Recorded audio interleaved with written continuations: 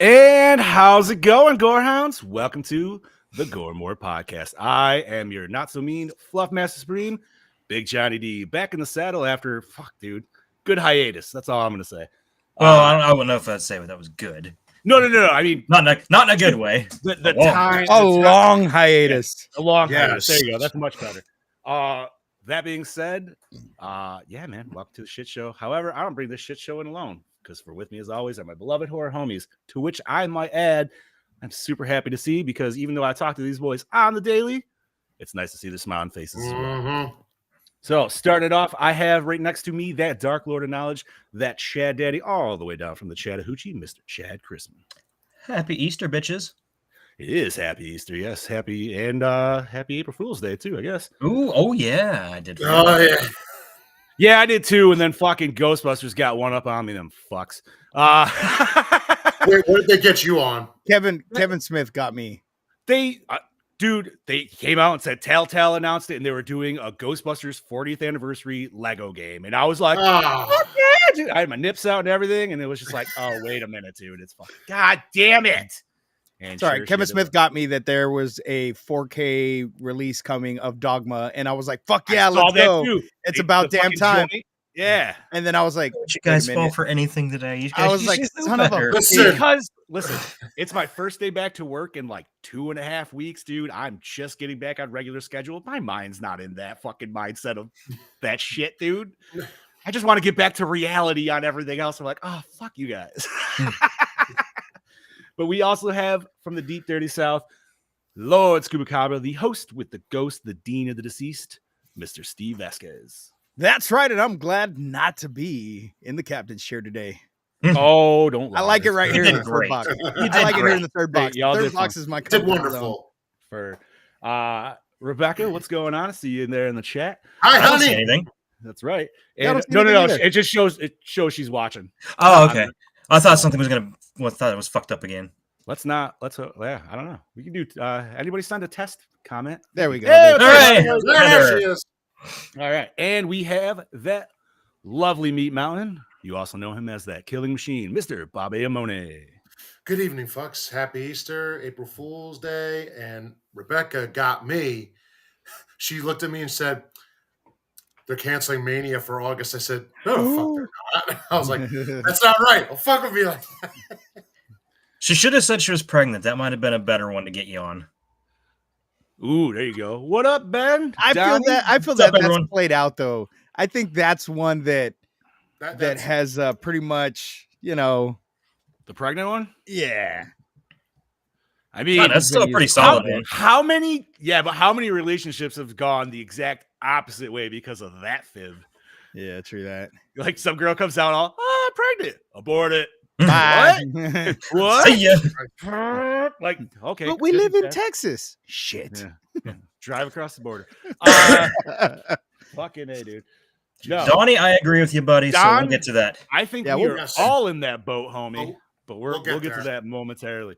Scoobs, are you how's your pipes feeling this week? Ladies and gentlemen, it is now time for your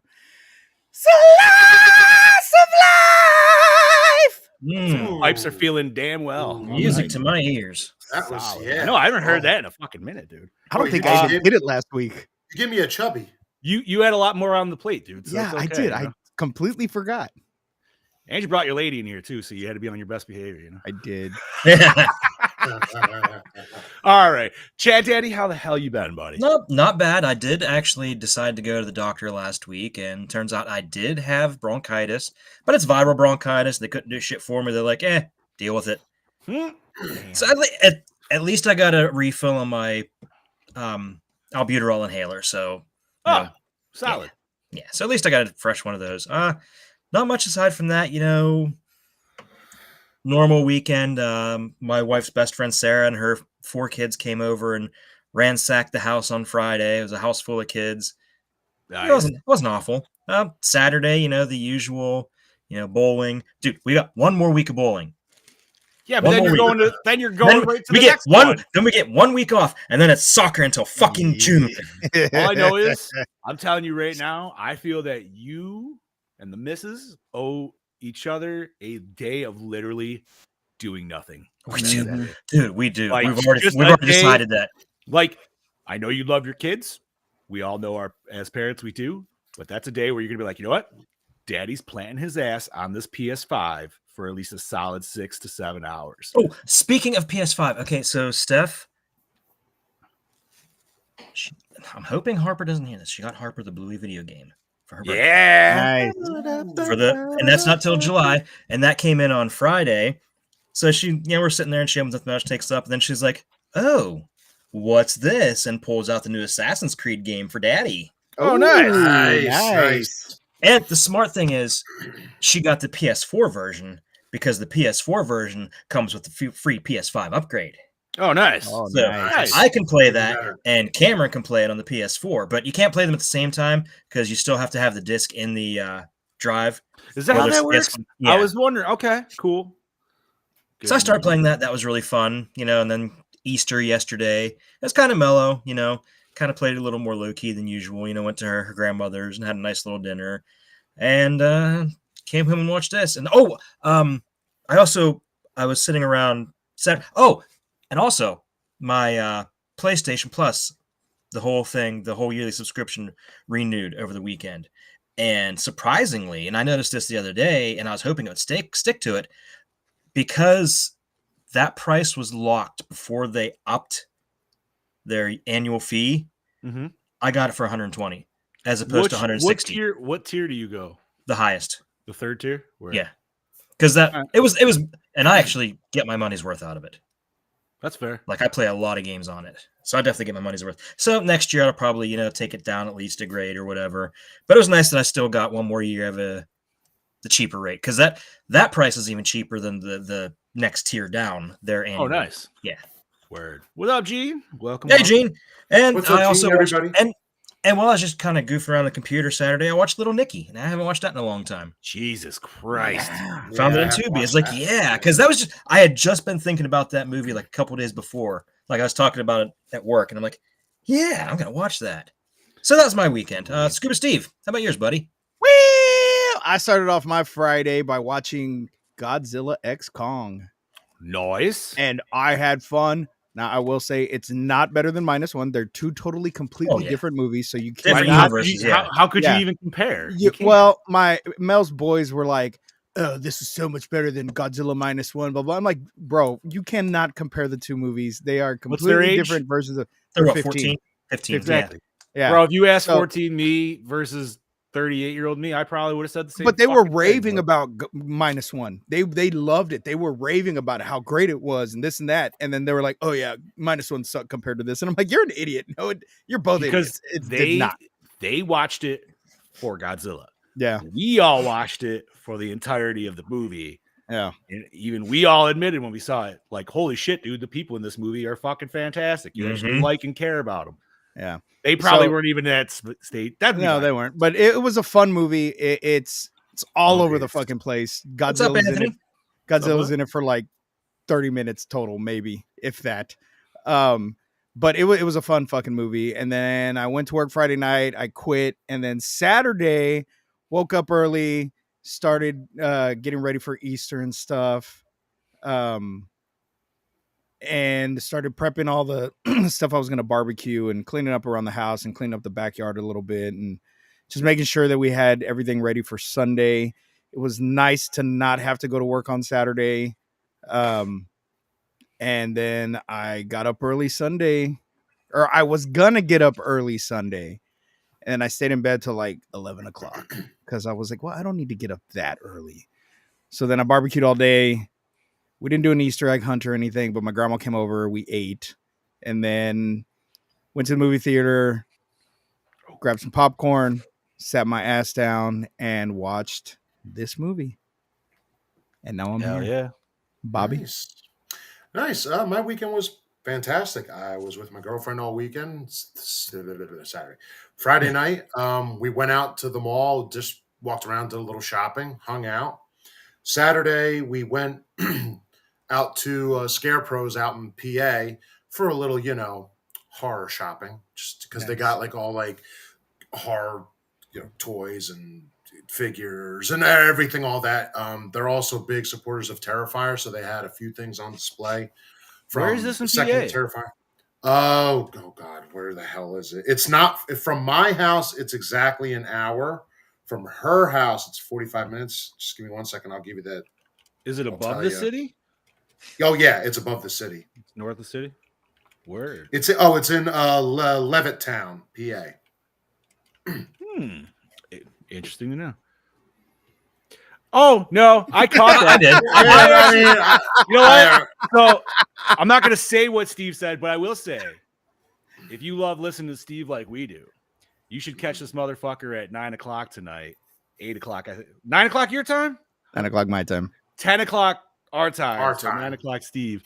But yeah, watch a little Steve in tonight. We'll see what he has to say. Yeah. Absolutely. Continue, Bobby. So I wasn't gonna say that, but anyway, so Saturday we went and did that, and then we came back to my house. So we went out to dinner with a couple of friends of ours up in Flemington area, and then Sunday was Easter. We had it here. My mom made baked ziti, meatballs, sausage, a ham, green beans, and fucking macaroni salad. I need to go to your house for the holidays, man, because I don't know, man, because you did a full-on barbecue. yeah, I know, but we barbecue for everything. Like, we had a bunch of Ukrainian food for ours.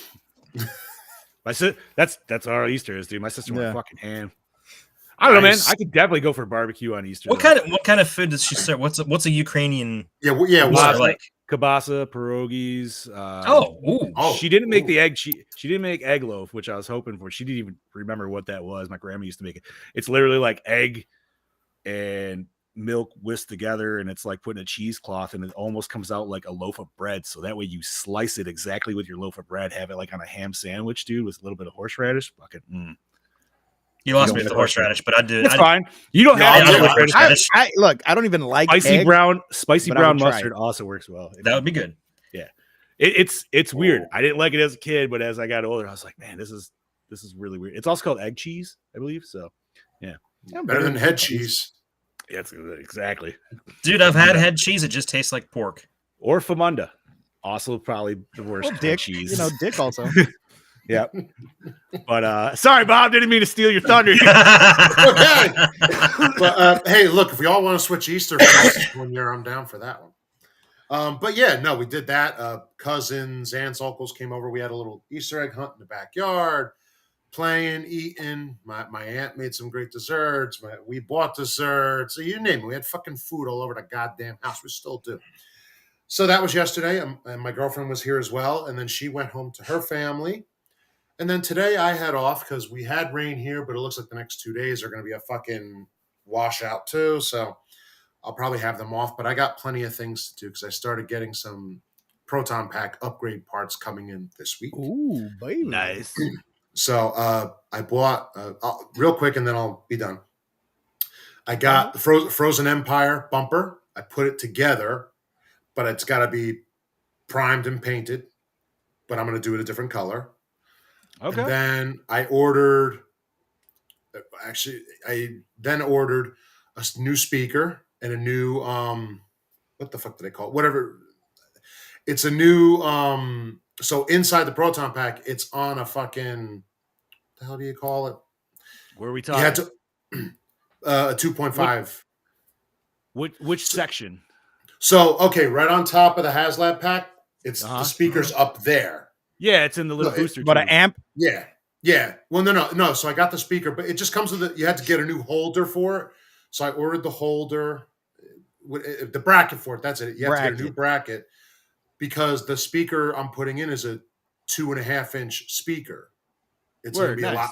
It's a lot louder, a lot better. Say, if I could make a suggestion, homie, you I'm could do listening. what I did and just put a 6x9 car speaker in the back of you. I was thinking about That way it. it gives you some really good fucking bass, homie.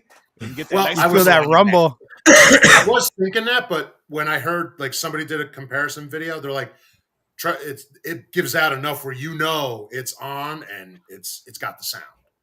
So I was like, feel okay, ya.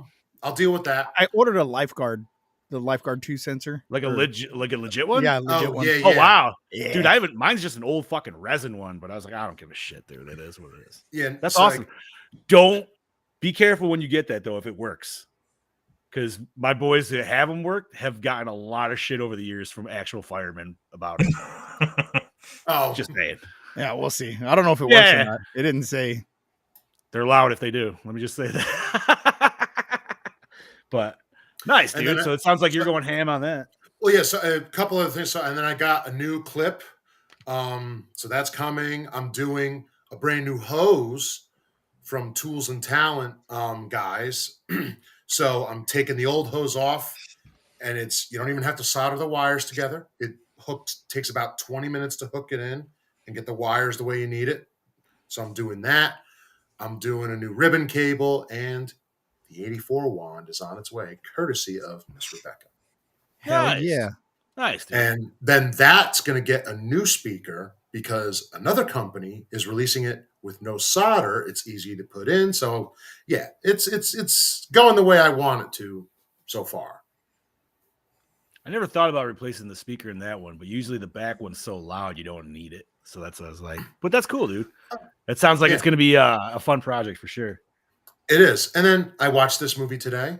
But yeah, so the weekend was a lot of time with my girlfriend, friends, and family. It was a beautiful time. That's enough on me. John, you've had a lot of shit going on, so Yeah, I've had a lot of shit going on. I'll try to keep it short and sweet. Kiddo is really sick. She is not anymore, so that's 2 thumbs up.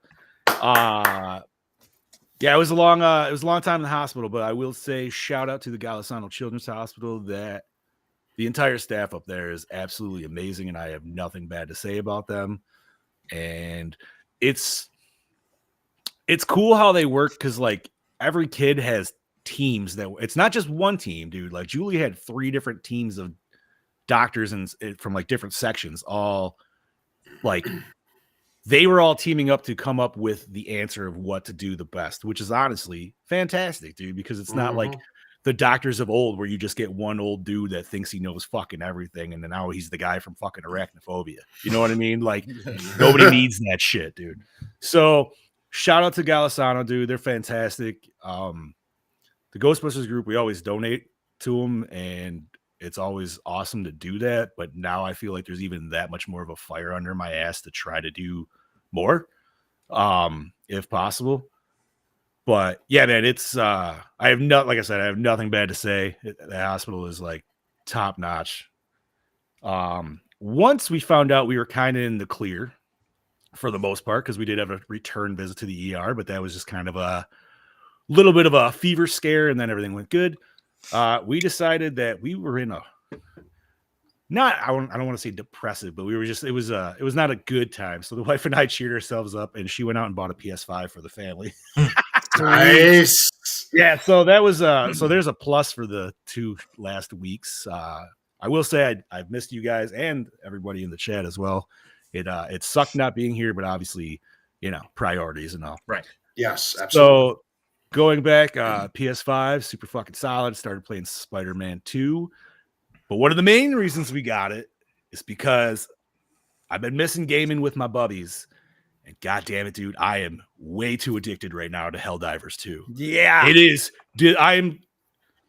It's to the point, and I am admitting I have a problem with it. When I get off the game, I'm still thinking about how I want to play the game for like an hour after the fact, just in bed trying to go to sleep. I'm like, man, I should have used this stratagem instead. Like, what the fuck? Like, it's bad, dude. But I will say, at least the Scoops has played it. It's a game that it feels like a game from the mid 2000s. Yeah. It's not, and I'm not saying that in a bad way. I'm saying that in the best way possible. Like, the war, so the battle passes in it You don't have to buy. You can literally earn in-game credits, super credits, just by grinding the game. Oh my God. What a lost fucking thought process for games, dude. And it's like just shit like that, dude. It's so good. I even got to play with fucking Scuba finally. Yeah, we finally got to man. play, and I got my ass handed. That was the most I've ever died playing that game. And like I said, I had never fought the robots before. I was Fucking always fighting the automatons. bugs. And I jump into John's game, and like within like less than a minute, I'm fucking dead. And I'm like, what the fuck is going on? Oh my God. Bro, I just started playing on the level below Suicide because I got to unlock Suicide so I can start getting. Listen, man, you boys got the PS5. I'm not saying you have to rush out and get it, but God damn it, go get it. But Yeah. when you do get it, let's all fucking play, because that is Okay. Dude. Well, anyway, so now I got the wife on. She's hooked on it too. Like she already yelled at me. She's like, "Don't take too long tonight. We got diving missions to do." I was like, "Fuck yeah!" I love it. Because I don't know, man. It's a very communal style game, dude. Yes, it is on PC. It's on and Steam PS5. and PS5. They're trying to get it on Xbox. There's like a big petition for it, but I don't see it happening because when they brought it to PC, they already had to turn off the game to up the servers just for that. So if they did it for Xbox, they'd have to do it again. It's possible, but we'll see. Other than that, man, I've been waiting to actually return to fucking work, which I finally got to do today. It was tiring, but it felt good because I was like, oh yeah, I'm making fucking money again. Yeah. Instead of spending it. Well, at least New York State will help me out on the back pay with the FMLA after the fact, but it's not like you're getting that as your normal paycheck. You know what I mean? So either way, it still kind of sucks. But in that time, I did catch up on some Netflix shows that I've missed. I watched both of the new He-Man shows that Kevin Smith put out, which were buddy, awesome. Yeah, it was, dude. The new one, man. I need more. Like I know it's only 5 hours. I want more. So good. He's got to go to She-Ra next, dude. Right? Like they got to go looking for her. That's who that is. That's who that is at the end. Yeah, that's what I thought. Yep. No, super solid show. I watched the first 2 episodes of X-Men '97. Fucking fantastic. I know I didn't get to talk to you boys about it. The 3rd episode is so good. It's so fucking good. Yeah, it just dropped on what, Friday? Wednesday. Oh, it's so fucking good. I gotta say, I'm really disappointed that Disney didn't decide to drop these on Saturday mornings instead. Yep. Oh, that'd be I'd have been completely okay with that too. Be like, bro, get the bowl of cereal ready. Let's do this. Yep. Exactly. Give me my Frosted Flakes. It like Chad Daddy said, it sounded. It was like friends from elementary school you haven't seen forever, but you instinctively knew their voice as soon as you heard it. And holy fuck, I know you guys already talked about it, but I'm going to bring it up anyways. God damn, did they make Cyclops a badass in that first fucking episode, dude. And I'm not, it's like, dude, he was always a badass to me, like, especially in like the Marvel fighting games for like Street Fighter and shit like that. Yep. But dude, just him moving himself around with his optic blast instead of actually just walking, like, nope, back up. Like, that's fucking awesome, dude. And that's that fucking superhero landing. Oh yeah, that was badass too. That was like, I was like, well, who the fuck's gonna catch Cyclops? And then he's like, and he fucking, the way he landed, I was like, oh my god! He just like I said, I have a new fucking nuke, dude. Like, I have a new respect for Cyclops because as a kid, I was like, dude, Cyclops is such a fucking douche. Like, he's let's go Wolvie. Like, it was all Wolverine. I'm like, well, Wolverine's kind of a dick. Like, I could see Cyclops' perspective now. Wolverine's a home wrecker. He's a fucking, well, I mean, they're a throuple in the comics. So I mean, I haven't seen the 3rd episode, but I did see a thing where Magneto's a home wrecker. Well, we know, is he though? Because listen, from dialogue, he already tapped that shit in the past, probably before Gambit even came along. That's how I was getting that.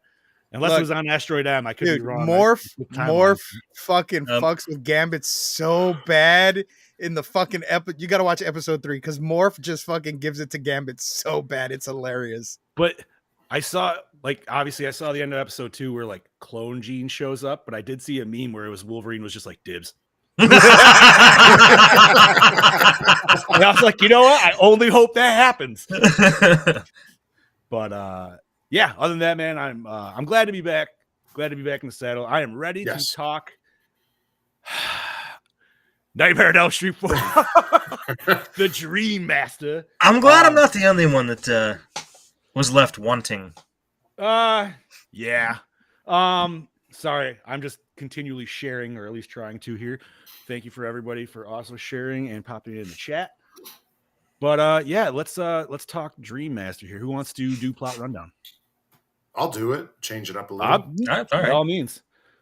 With the boiler room at the creepy house on 1428 Elm Street forever cold after the events in A Nightmare on Elm Street 3, The Dream Warriors, lucky survivors Kristen, Kincaid, and Joey try to pick up the pieces and live free again.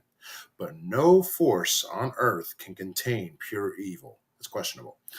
As the gruesome dream manipulator returns from the dead by piss fire on a dog, hungry for teenage souls, Fresh meat gets a taste of Freddy's horror. Now it's up to the remaining Dream Warriors to finish the charged stalker of the dream world off once and for all. Yeah, we'll talk about that too. But when death is only an illusion, can the last of the Elm Street children end what Nancy started in A Nightmare on Elm Street? Yeah, we answered that one quite honestly. Anyway, directed by Rennie Harlan, Deep Blue Sea, Exorcist at the Beginning. Written by Brian Helgeland, 976 Evil, Man on Fire, Jim and Ken Wheat as Scott Pierce, The Fly 2, and Pitch Black. Produced by Robert Shea, Extro, Hairspray. Wait.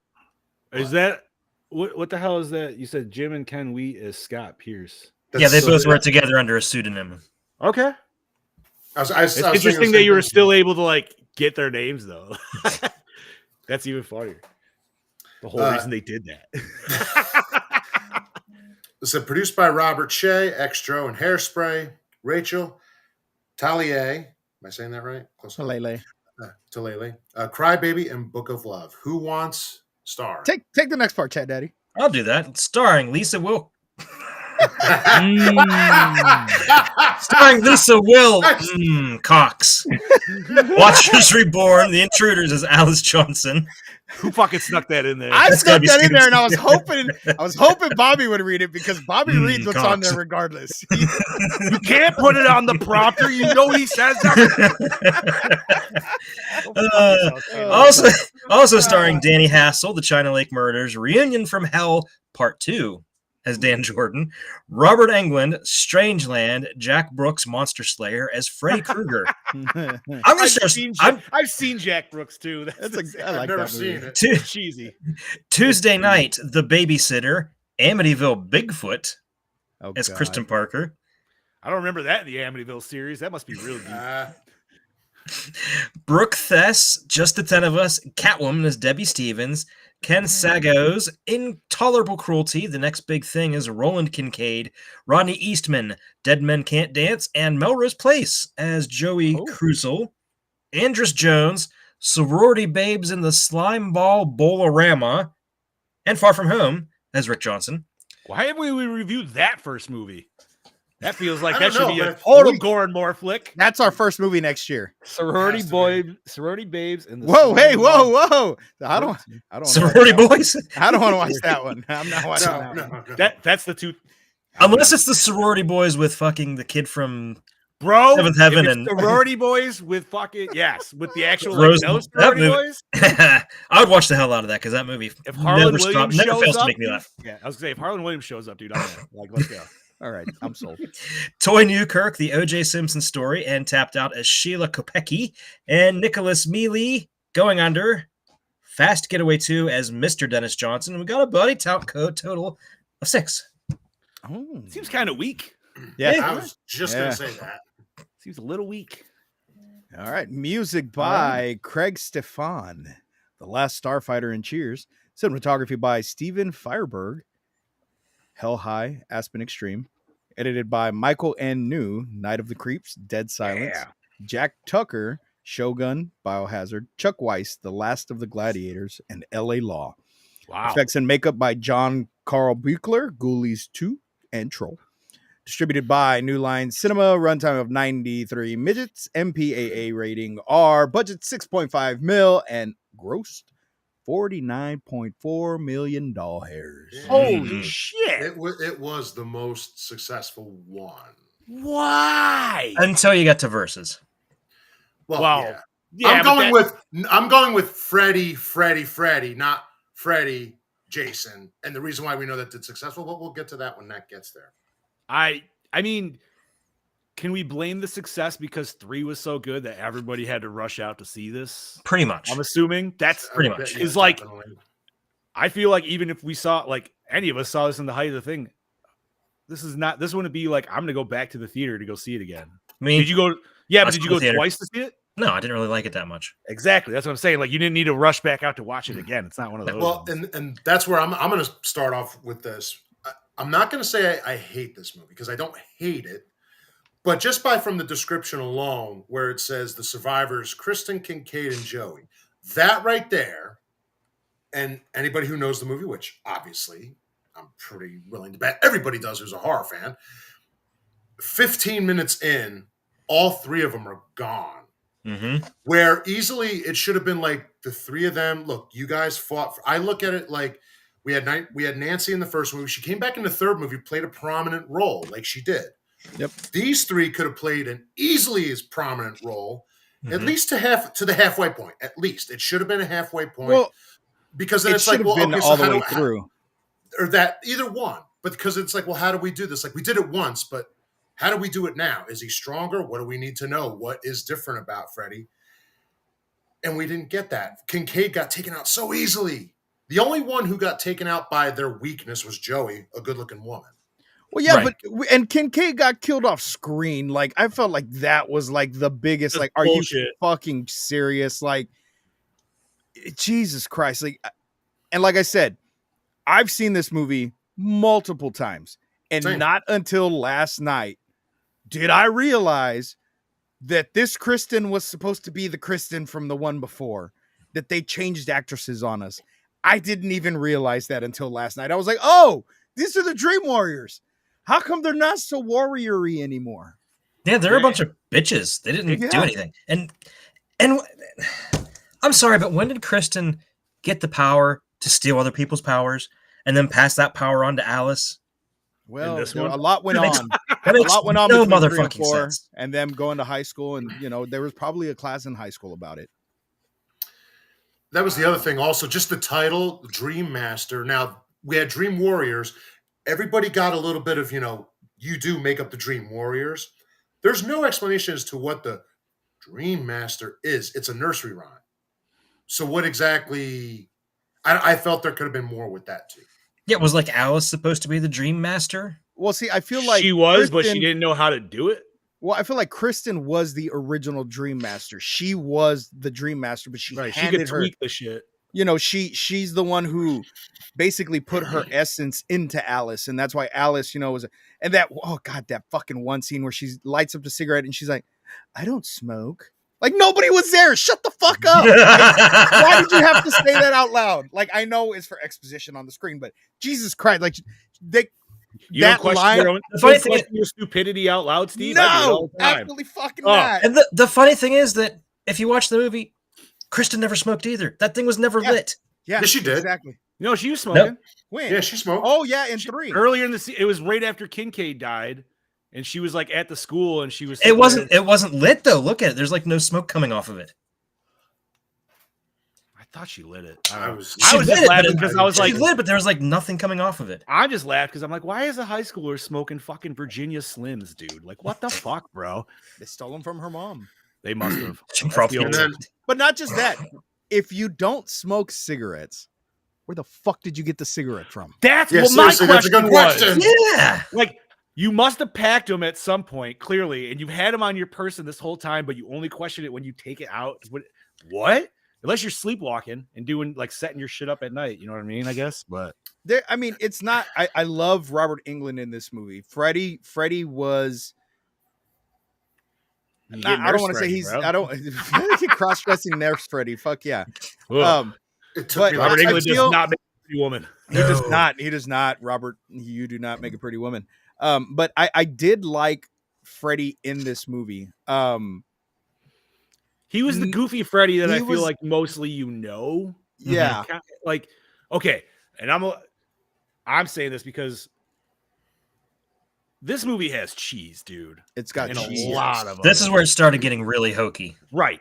And the scene in question with the most amount of cheese is when we're alluding to Jaws.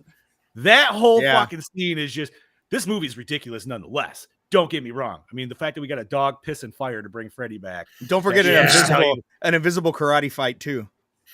Yeah. Well, which I'm just saying, like, that dog piss, that sets the precedence for the rest of this fucking movie. Because even at that moment, I think the first time everybody watched it was just like, what the fuck? Yeah. How does a dog pissing fire resurrect Freddy? We'd get no exposition for that. Even Rennie Harlan said to, I forgot who he said it to. He says, well, how are we bringing Freddy back? And he goes, the dog's going to piss on his grave and bring him back. And they're like, what? He's like, don't worry, it's going to work. What I don't get is if that they killed, they put his body to rest in the real world, and that's what killed him in the dream world. Yeah. So how did he resurrect? Because that was obviously in the dream world. That didn't happen in real life. They didn't think about that nor care about that in this movie. That's whatsoever. They're just like, just bring him back, and now we're good. Like, you know what I mean? They're like, bring him back. We don't care how. Yeah, that's right. Well, we mentioned it before, and we'll talk about it later. They were shooting without a director, and the script wasn't even done. So a lot of it, you could tell, especially in the very beginning of the movie. There are certain scenes you're like, this just doesn't feel organic to either the whole parking lot scene. The whole parking lot scene when we're getting introduced to the new characters, I'm like, this is crap. Saved by the Bell had better acting than this. This is where Scream started. Yeah. And the other thing that I've said this before, but part 3 is probably my favorite. It has a good amount of darkness to it, but it has that light of the humor. Yeah, Freddy's a little hokey, but he still has that very eerie quality. He has it here, but this movie has elements of darkness, more of the humor and the cheese. It's like 85% humor, cheese. Dude, one of the cheesiest scenes was right after the fucking Jaws scene where he pops up out of the sandcastle and he just grins and puts fucking sunglasses on. Yeah. I love it. That's my fucking Freddy head, dude, is rocking sunglasses because of that scene. That's so cheesy. No, what's cheesy is him pushing her into quicksand. I mean, at least that wasn't the kill, because if it was, that would have been bad. Thank God.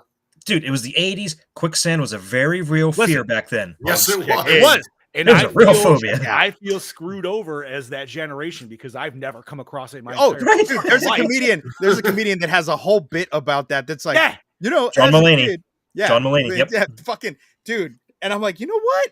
You're right, because quicksand was like a terrible thing when we were kids. There was fire, which you knew stop, drop, and roll. That was like number 1. I'm gonna say, I don't know what second one might have been different for different areas, like tornadoes and shit, not around here. But the third one was always like quicksand. You'd think it would be like, you got to stay still. Yeah. And it's like anywhere there's quicksand. And as a kid, for some reason, you think anywhere there's sand, there could be potentially quicksand. Why? I don't know. Exactly. I live by sand all over the place, and I've never seen quicksand in my life. Imagine just seeing like one random pit on the fucking beach, dude, and just sees. Watch out over there! Watch out for quicksand! Revamped. Hey, dude. Oh, bad. So, I mean, what you were talking about, Bob, with the darkness, and I feel the best scene that combines everything that you were talking about there is the cockroach kill scene. Yes, because that scene not only started off just completely fucked, and you're like, oh. Yeah, this is going somewhere, but then it got gross with like her turning into a cockroach, and then it just got fucking ridiculous by the end of it. But that's probably the best element of it's dark, it's creepy, it's corny, but well, I mean, when he's holding the fucking Roach Motel in his fucking hand, he's like, bugs check in, but they don't check out. That's right. I don't know, man, but even just her like morphing into the fucking cockroach, like that shit was cool, man. I always that was cool. Gross body horror. The movie wasn't completely horrible, and I feel had what the fuck's her name? Yeah, Patricia Arquette been in it? Yes, I think it would have been. I think it would have been better, and I don't think they would have killed her off. I don't think they would have killed Kristen off. She was fucking pregnant, so she couldn't do the fucking role. So that's why. Yeah, she was pregnant. Yeah, that's it's debatable because I was reading The funny thing is, I guess when they did Never Sleep Alone, the documentary, like nobody had no fucking clue why nobody asked her to be on. Her explanation is she was trying to get into more serious roles. I'm willing to bet there was At the a time. combination of. I and I'm read willing to- I read she was pregnant and that's why she didn't do it. well, Which I I'm mean, willing the to- serious role thing makes sense. But I'm also willing to bet. I guarantee you, they sent her the script and saw that Kirsten was dead, probably on page 5 or 6, whatever it is, and was probably was like, "Really?" Yeah, Hey, but if I you're wanna gonna do bring something back else, the main too. actress, would you actually kill her off there? I don't know. I would kind of be like Steve, where it's almost like maybe her and her new friend. It's kind of like you have 2 final girls at the end or something. Well, I don't know. and I wouldn't see the way I would have went with it. I wouldn't have even. I would have let Kincaid and what's his face die. Cool, Joey kill and them off. Kincaid. Cool. Right. Give Then- them better deaths. Give them better deaths. Yes. Then yes. Kristen becomes the official Dream Master. Keep Alice as a side character. She can get fucking killed off, and then make it to where the next one, Kristen is the one who gets pregnant. She's already got the fucking power, so it would make more sense that her child would be something that fucking Freddy wanted. Instead of this stupid fucking power transfer or soul transfer, whatever the fuck it was, that was just absolutely fucking ridiculous. But It we was are a talking really about weak- we it are was talking weak about a movie about a one-handed dream demon. Kamehameha, So. dude. Yeah, it was a It's very weak, slow It was like, Kamehameha. It was like watching the original Avatar movie and throwing the fucking. Oh, I did finish the Avatar series, by It the was way. fucking Fucking good. awesome, dude. Yeah. Can't wait for fucking book 2.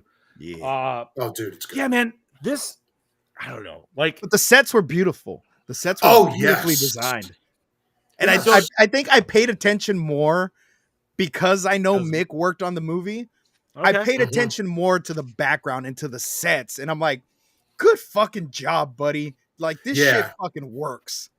There's something though, and I know it's gonna come off negative, but like you can instantly tell it's still a set though. You know what I mean? And I don't know if that works for you guys or not. Sometimes that kind of takes me out a little bit. Especially at movies- the end. Especially at the end of the whatever that church was, whatever it was supposed to be. Right. Perfect example, dude. Because I'm like thinking, I'm like, granted, it's supposed to be in like a weird dream set too and everything like that. But I'm just like, yo, man, those doors don't even close. Like, look at all the light coming through that. It would be a terrible contractor So job. I see. Okay, but here's what I envision is outside of that church. If you were to walk outside that door, that church is floating on a fucking piece of rock, and there's fucking broken rocks everywhere with different shit on there, and that church is in the middle of all of this shit, and that's where they're fucking fighting in the dream world. That would So actually it be, would that make would have been a sense hell for of it a to be- shot. It That would have just- been that makes it think of Hell from Bill and Ted's Bogus Journey. exactly. Fuck yeah. Just like that. You know what I mean? But that's where they're fighting. You know what I mean? This is where this dream battle between the Dream Master and Freddy is going on. I did absolutely hated the way she defeated Freddy. It made zero sense. Agreed. It wasn't. Just look at your reflection. How many times has Freddy fucking looked in a mirror or come out of a mirror or fucking? Yeah. It makes no Or- sense. Or just been a reflection Yeah. anywhere Yeah. else. Like, Literally. what the shit. In Dream Warriors, the fucking comes through hallway all with the those fucking mirrors. Like, what the fuck? Like, He was literally a reflection in a mirror in fucking Rick's dream in this movie. Yeah. He was a Yeah. reflection at the end in the fountain.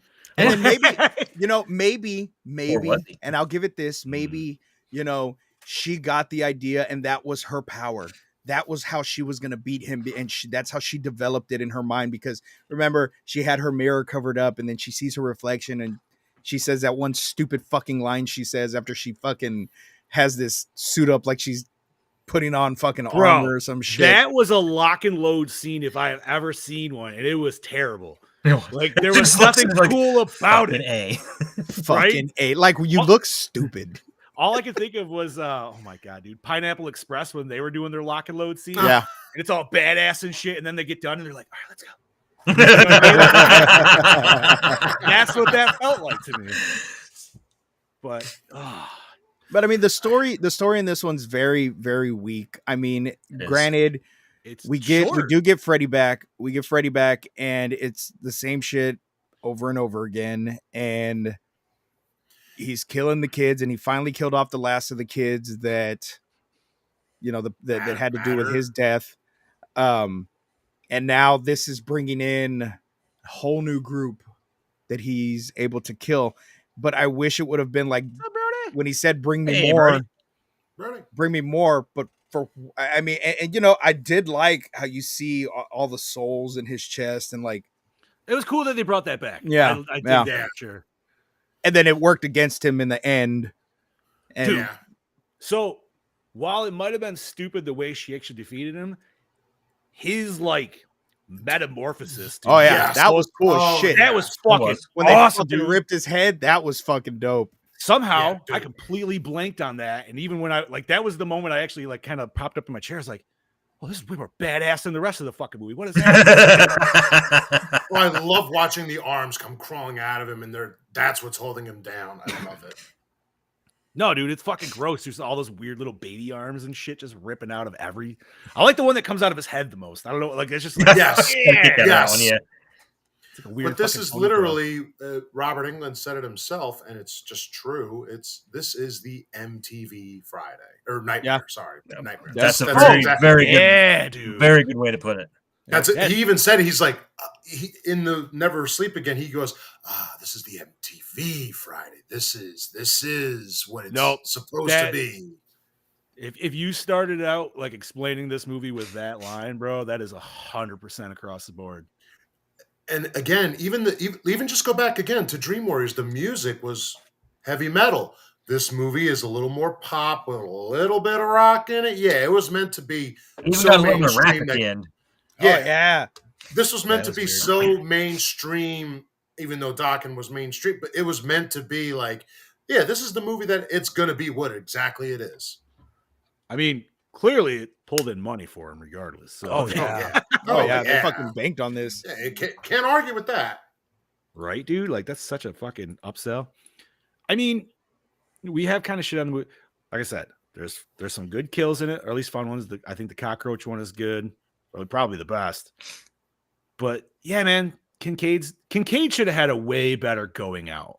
Yes, Like, He that deserved a dude better fought- death. That He dude deserved a fought better so death. hard in 3, man, and then just like to get kind of that was like how fucking He just Annihilation- gets stabbed in the gut in this one. And then they Yeah. fucking did the same thing with Rick. They both died pretty much the same fucking way. Plus, also, Kincaid was super strong in his dreams. Like, that could have been played on a lot more here in actual fight. You and Freddy. That's just you and Freddy. It's not a group of you now. Rick was the brother, correct? I'm Yeah. pretty Yes. sure I got that. Yeah, dude, he should have just the gloves flying at him. That should have not, you know what I mean? He should have been able to like ricochet that or something. It should go into something more of a battle if he can actually fight. You know what I mean? Yeah. And he Just just stands there and lets the glove fucking impale him. Yeah, he didn't even Right. try to dodge it. He was No. just doing all these badass ninja kicks and shit, and then fucking. Not even ninja. That's like John Wayne more fighting than actual what he was training. he was doing something, all right. It was like Kickboxer 3. Damn. with Not even fucking Sasha. Kickboxer, like the ripoff American Kickboxer. I don't know if I've seen those ones. Exactly. I haven't. Nobody has. They're probably as good as American Ninja too, I imagine. All right. Is there anything else we want to highlight while we're talking about this? I mean, dude, I agree with like Stu said. Like this movie kind of it feels kind of flat, dude. And I only say this in the vein of like Halloween 5. I don't like the switch off of the final girls. Don't do that to me. That shit's crap. Mm-hmm. Yeah. Like it's Yeah, and don't do it, especially after you had your final girl was such a strong fucking final girl in the previous film. That's what irks me so much. And like I said, you're switching actresses you should have just gone a different direction instead of switching actresses 100%. and just left that. And then, maybe if you could get her back for the following one, like they did with Nancy, you know what I mean? But it just, I don't know, man.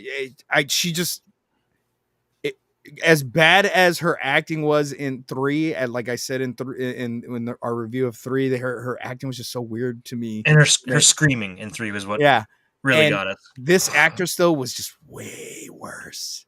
She was She just wasn't that good. and even like She wasn't I cute felt either. like there was no purpose for Sheila either. Like Sheila was just there to be, another Sacrificial kill. lamb. Like she's, I don't know. That's most of the people. dude, like their two female friends were literally just like they had one solid kind of scene together where they talked, so you can maybe get a feel for them, and then they killed them both off. It was just like, oh, okay. That one chick reminded me of Tori from Saved by the Bell. You remember when Kelly Kapowski was missing, or they didn't even explain where Jesse and Kelly were. They just replaced her with Tori. That's what that chick reminded me of. That's because what's her name was fucking doing Showgirls, man.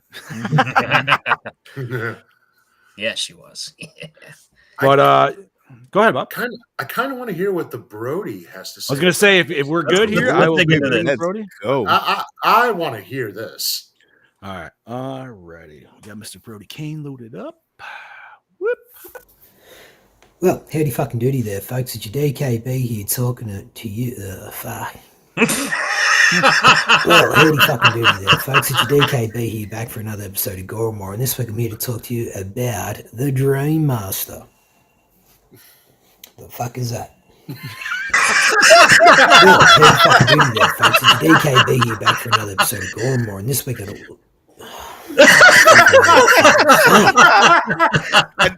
I forgot to talk about that scene. There, folks, it's your DKB here back for another episode of Gormore. Oh, we will now.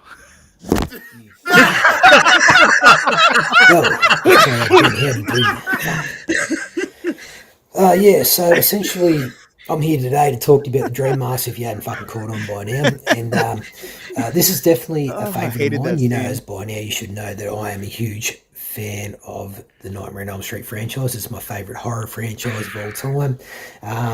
So, you know, going to the local VHS store back in the day, seeing the front cover, the poster, artwork, whatever it may be, is absolutely incredible. The detail, how it looks, it just looks fucking badass. And I mean, 9 times out of 10, that's what drew us into actually watching VHSs back in the day.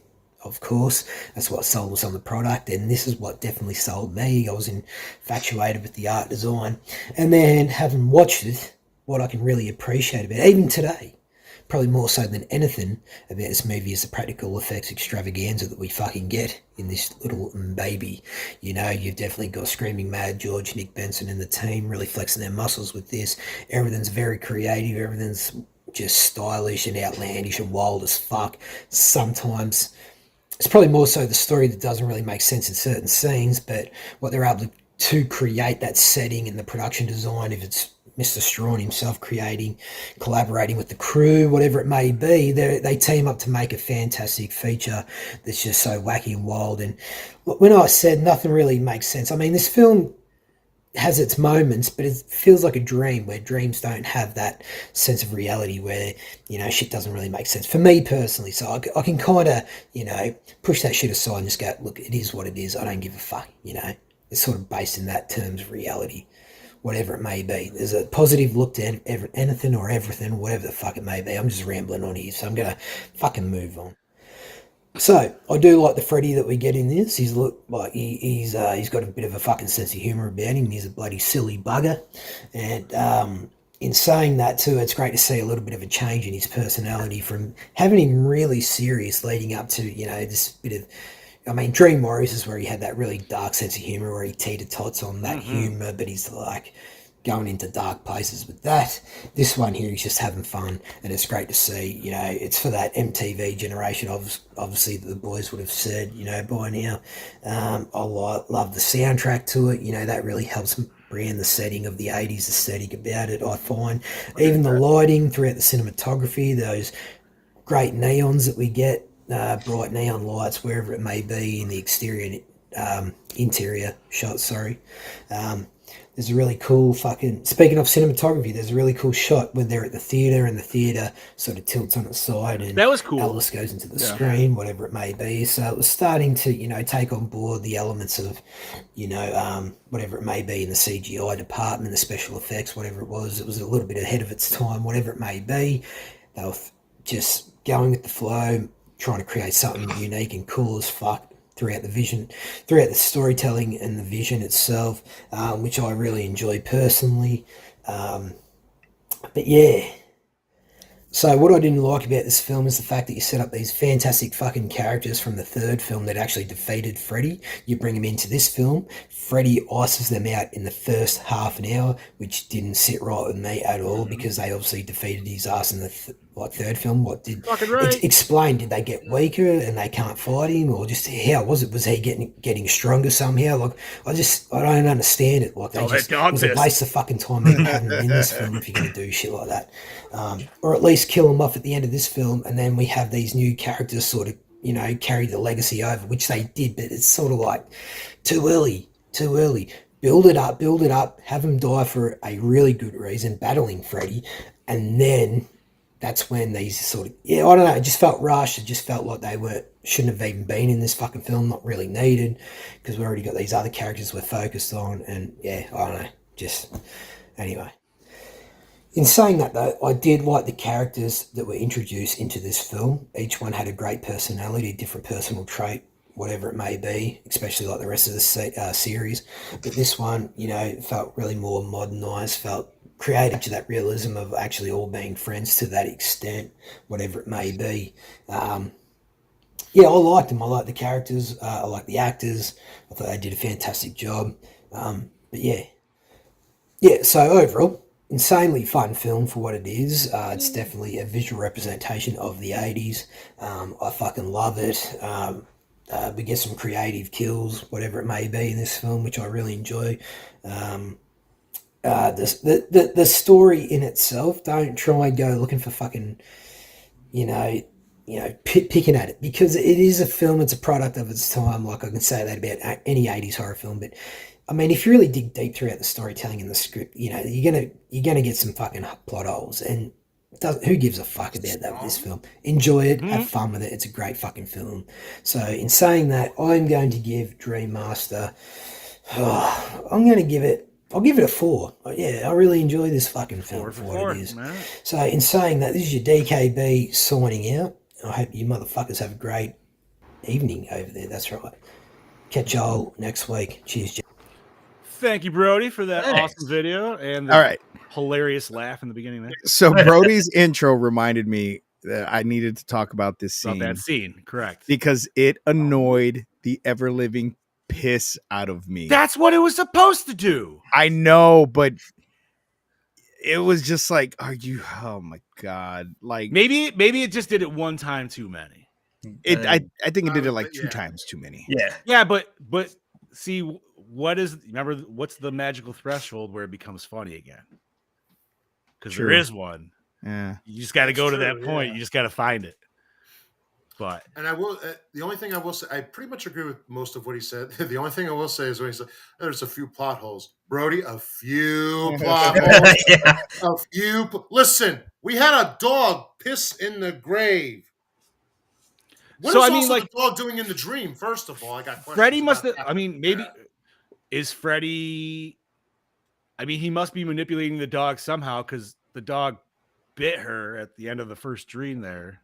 I think the dog's just accidentally in there because it's, he's so close or whatever. And so the dog's just getting pulled in because the power's not controlled the way it should be. Still doesn't explain why the dog has fire piss. No. I mean, it is dream, but, I don't know.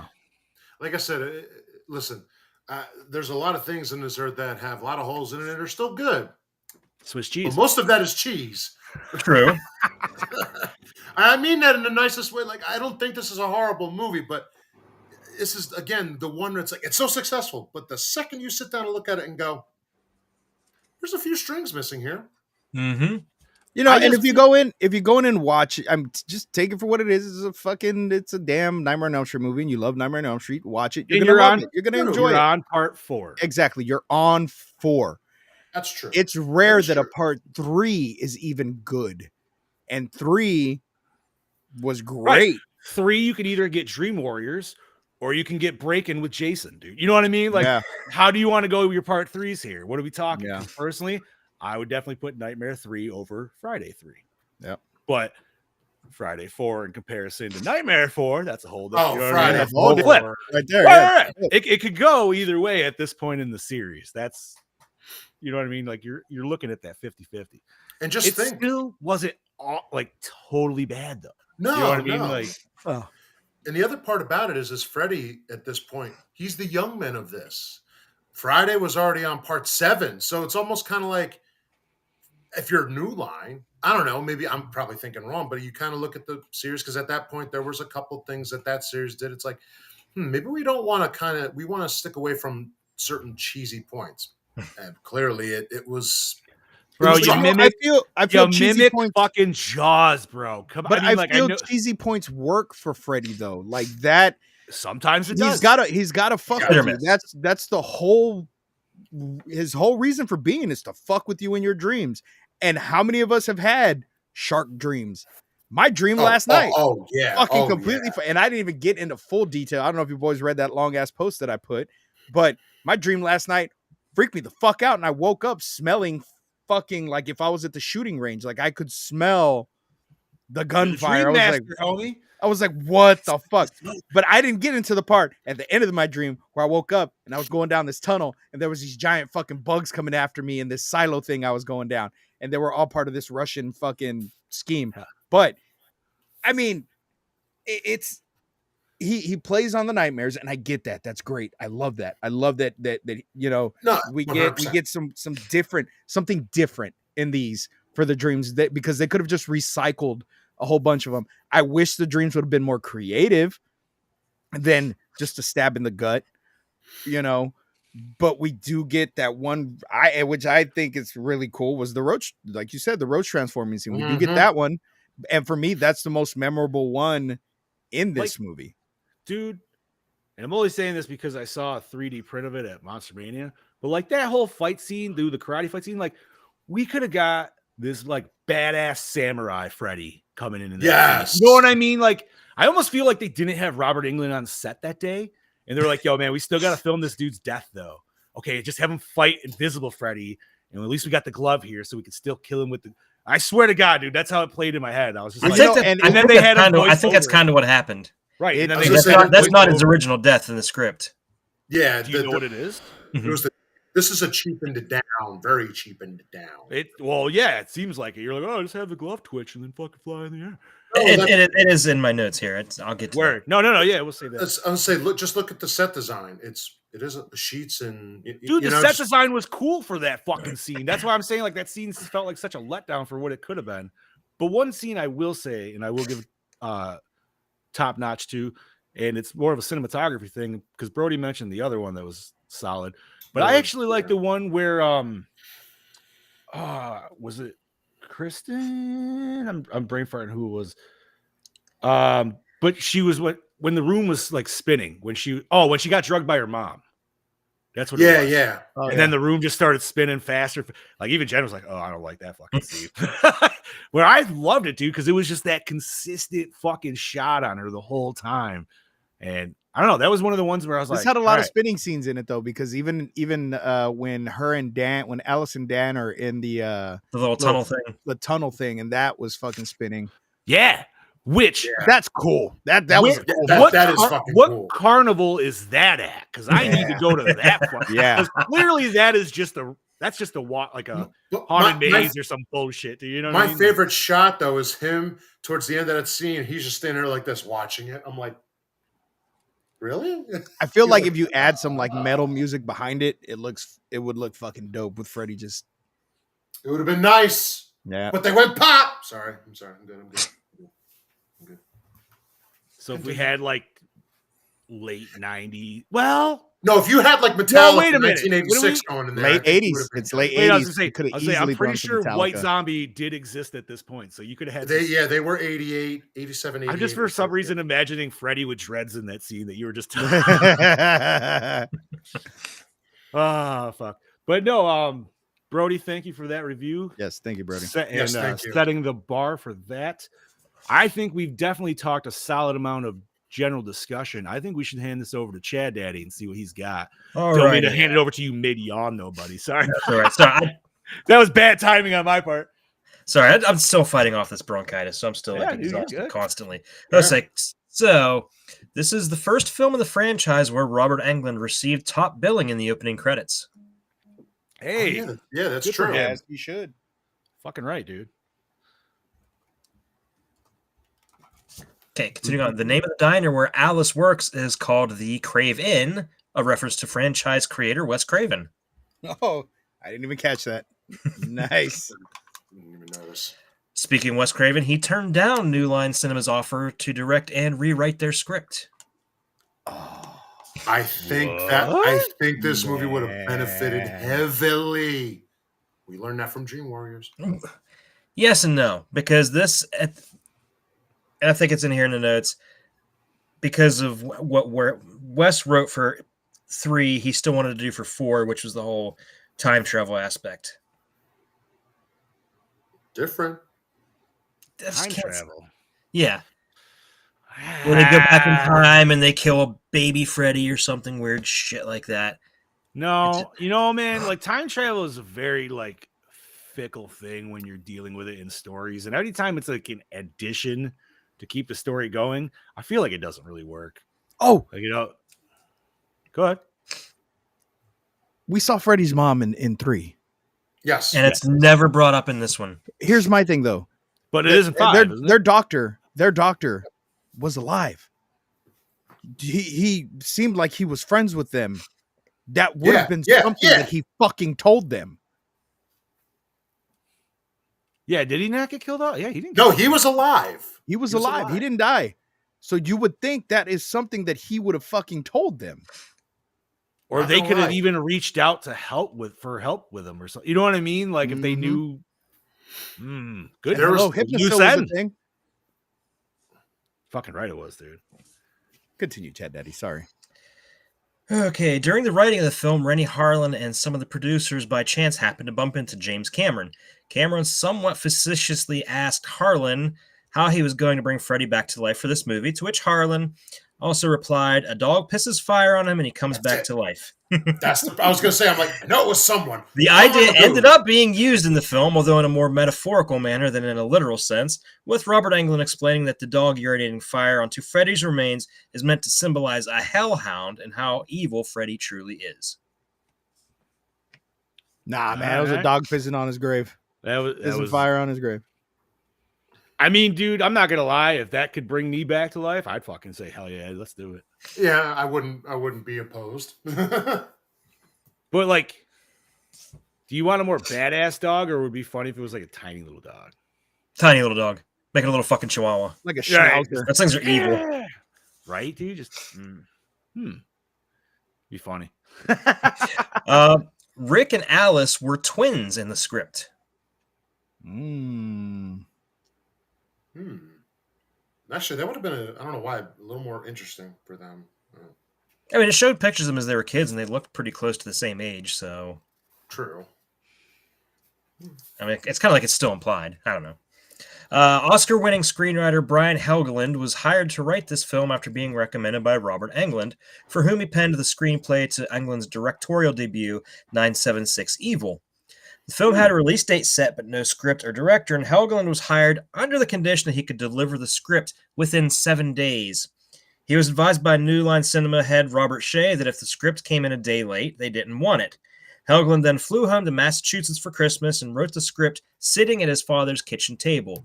He FedExed the finished screenplay back to Los Angeles and made his deadline. Based on this script, director Rennie Harlan signed on, and the film marks Helgeland's first screen credit. Though 976 Evil was his first produced screenplay, it was released after this movie. And just before he did this movie, he did Prison. Yes. That's partially how he got directing role, too. Somewhere. Did you also notice the poster for Prison hanging up in the movie theater? Mm-hmm. Yep. No. I noticed, I noticed it. Hairspray. It was I right saw beside Hairspray, it. and I saw Reefer Madness on the banner. And the other part of it is, think about it, John Carl Buechler was on this. He did the effects on Prison, too. There was a lot of people that did effects for this, too. I just mentioned him because he's the most well-known. The Screaming Mad George did it. Kevin Yeager worked on it. A lot of people that we know have worked on other really big projects. Oh, nice, dude. That's awesome. Kristen Clayton, who plays the little girl in Kristen's Dream, also appeared in Nightmare on Elm Street 3 Dream Warriors, also as a little girl in Kristen's Dream. Oh, You mean nice. to tell me they could get the little girl, but they couldn't get the doctor? They couldn't get the doctor. Like, what the fuck? Like, It's probably easier to get her and cheaper. So Yeah. well, yeah, because all her mom and dad have to go is, "You're in another movie, honey. Okay. Okay. Can I go play with my dolls?" All right, that was horrible. right. Put me down. You're hurting me. Continue. Reportedly, Renee Harlan's original version of the script was considered to be too campy and ridiculous by New Line Cinema, which is why some cuts were made on the film before the theatrical release. The original cut had an alternate score and many deleted and extended scenes. These included more scenes with Kristen, including a nightmare scene in which she's chased by Freddy soon after he killed Joey and Kincaid, and an extended version of the beach scene where Freddy's shadow is touching and burning her with sunburns. That would have been cool. Yeah. Small parts of these scenes can be seen in trailers for the film, and there are also some stills showing the extended beach scene. There was also an additional nightmare scene with Alice dreaming that her father turns into Freddy. It is believed by fans who first discovered these missing scenes that the original version is lost. Only the original script has all the deleted scenes. You know, I would now say this movie needs a director's cut, if was ever possible. That'd be fantastic. That's just it, though. That probably doesn't exist. Those scenes are probably destroyed. No, but they'll keep those deleted scenes from like part 5. Like, here is the ultimate part 5. And we're like, okay. Even though we've never seen the extended cut of part 5 aside from on fucking VHS. Yeah, they never released it on a Blu-ray or any sort of DVD casing. Is it just because they didn't have a good enough copy to, or? I mean, you can Probably clean music. up- It's probably music rights. That always seems to be what ties up everything anymore. Fair enough. Damn you, Metallica. Right? Even we've fucking dealt with that issue before. So it's Yeah. We've also dealt with the fucking Bill Paxton. Oh, Bro, yeah. that was a weird moment in fucking Gore and More history. Seriously. Like, who the fuck is this guy? Right? Just fucking fuck are you coming out talking swinging from the about? fences, dude. And then your buddy's always constantly bringing that up. Goddamn Joe. Gene said the dog pissed fire on the lost scenes. That's what happened to them. Makes sense, dude. Just burned right up. Makes as much sense as how they brought him back. The scene where Alice and Rick are watching home videos was a last-minute addition. In an interview with Andrus Jones, he stated that because of the writer's strike and because of Rennie Harlan's poor English, he and Lisa Wilcox wrote their own dialogue for it. Wow. Well, I guess to get something done, I guess you got no choice. That's where it's just like, man, I guess like you kind of have a script to go off, but it's like, how about we just improv this bitch? Probably would have been a little better. During filming, several of the main actors on set were turned off by their co-star, actress Tuesday Knight, and director Rennie Harlan's rumored romantic fling, which ultimately resulted in Knight being pampered by Harlan and given special treatment while the other actors were tossed aside by crew members. The rumor of their relationship on and off set was talked about so much that when the documentary Never Sleep Again was being filmed, many of the cast spoke of their distaste and jealousy over Knight getting all the attention from their director some 20 years prior. Rennie Harlan flatly denies any romance rumors in his biography. They were banging. They were fucking. That's probably how she got the fucking role. Mm-hmm. They knew that she was bad. But, you know, he's like, she was a good blowjob. She wasn't really even that cute, though. Bro, look up, not trying to be a dick, but just look up what she looks like now. Oh, she looks a lot better now. Yeah. No, she does not. She doesn't? Not if that's the current, if the first current picture that I'm seeing is popping up. All right, fuck, I'm say going up. no. But that Getty Here image. we all go to fucking Google. I mean, the one next to it's What not the- too bad. Oh, what the shit? Right? What the? She looks like a fucking full-size Tiffany doll. Yeah, but like, But look at some of these other pictures. yeah, of no, her, you're and not then wrong. you see You know that what? one. The Like a actual flea market doll, like, Tiffany yeah. doll. Yeah. Poor girl. He was Jeez blowing Louise. cocaine in her asshole and fucking herself. You know what, bro? He's not wrong. That's the 1988. comment that I was waiting for. 1988, and yeah. Lisa Wilcox said Alice was made for her because she was a shy teenage girl who thought she'd never get a boyfriend. I do love her in this role. I mean, I think she was great for that role. I will stand by that 100%. Something about her, the way she delivered her lines, it sounded like she was just reading them off of cue cards. Mm-hmm. So, did you guys notice the weird line that her dad threw out to her in the beginning? Like, which one? he's like, "You're you leaving going the house like that?" Yeah, and I'm like, Oh, what And is I'm wrong like, with the way she like dressed? what? Like She's like fully a fucking clothed. Mormon? Yes, Yeah, like bro, all that shit. She had a fucking full dress on with a shirt underneath the dress and a sweater over top. What is the dad looking for here? I don't see enough legs and cleavage. Get your fucking ass back in here. Back inside, What this is the fuck? MTV generation. You need to look more trashy. What or what does she got to go out in? Like fucking just straight up dressed like a nun? Like, what is that? I can see your ankles, you whore.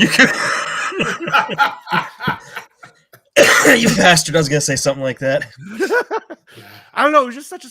Once again, maybe this is where the bad English writing lines didn't really go. I don't know, man. It was just fucking really stupid. But I was just wondering if you homies caught that shit too. Rennie Harlan based this film on a Chinese ghost story from 1987 and created all the nightmares himself based on dreams he had throughout his life. Those are some pretty weak nightmares, to be honest. Dude, I don't know about you. You guys ever have the nightmare of you and your wife trying to survive a zombie apocalypse? Yes, and she always gets me Mel always gets me killed, bro. It's not killed. Well, it's just in haven't had that one shitty. yet. It's just in really terrible situations. It's like, if you had just fucking listened to me, we wouldn't have had to fucking deal with that shit.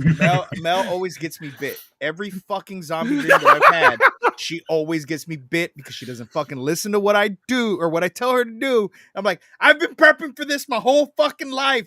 Why didn't you just listen to me? And then I wake up and I'm like, oh, that is like the guy version of the girl having the cheating dream. Yes. Okay. That is what that is. You're dead on. That is what that is. Yep. Because like it was You a couple cheated weeks on me in ago your when I dream. was, You killed me in a zombie apocalypse, bitch. Dude. We are not the same. I like you boys know I like to partake, but when I was sick and like obviously at the hospital, there was like 2 solid weeks, dude. I didn't have any fucking nug in me.